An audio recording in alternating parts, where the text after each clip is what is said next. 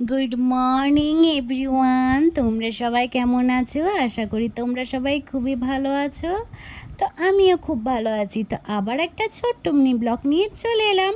তো অনেক দিন তোমাদের সঙ্গে কোনো মিনি ব্লগ শেয়ার করা যায়নি, একটু ব্যস্ততার জন্যই, বাড়ির একটু প্রবলেমের জন্যই শেয়ার করতে পারিনি। তো আবার আমি চলে এলাম তোমাদের কাছে আমার মিনি ব্লগ শেয়ার করার জন্য। তো আজকে হলো শ্রাবণ মাসের শেষ সোমবার।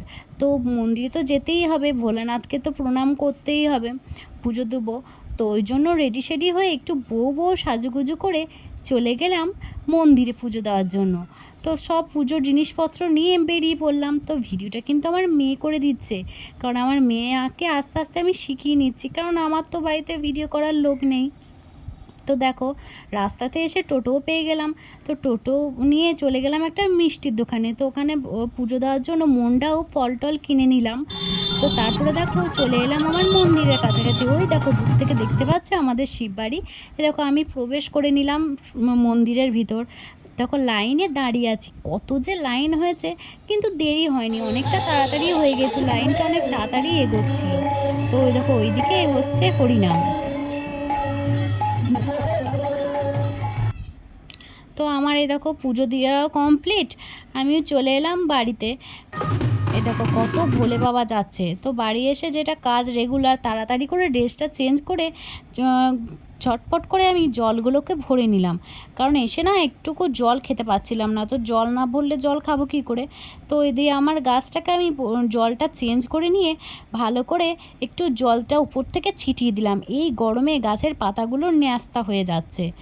তো তারপরে দেখো আমি বাড়ি এসে না কিচ্ছু খাইনি, বলতে গেলে আমি নির্জল উপবাসই করেছিলাম। তো একটু ভগবানের প্রসাদ খেয়ে নিলাম, তো একটু গ্লুকন্ডি খেয়ে নিলাম। গ্লুকন্ডিটা খেয়ে একটু ভালো লাগছিল, কারণ এই গরমে মানে শুধু মনে হচ্ছিল যে ঠান্ডা জল খাই। তো তারপরে চলে এলাম আমি ঠাকুর ঘরে। ঠাকুর ঘরে আমার গোপালের স্নান করানোর জন্য আমি সব কিছু রেডি করে নিলাম। তো দেখো প্রথমে ঘি মধু দিয়ে মাখিয়ে নিলাম, তারপরে গঙ্গা স্নান দিয়ে জল দিয়ে স্নান করে নিলাম।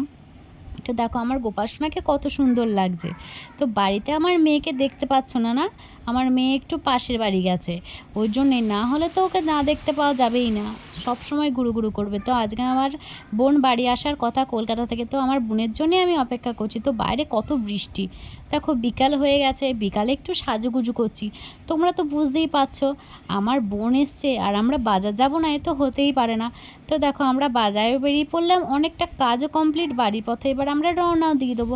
তো আজকে ভিডিওটা এই পর্যন্তই, পর একটা অন্য ভিডিওতে দেখা হচ্ছে। আজকের মতো বাই বাই বন্ধুরা, তোমরা সবাই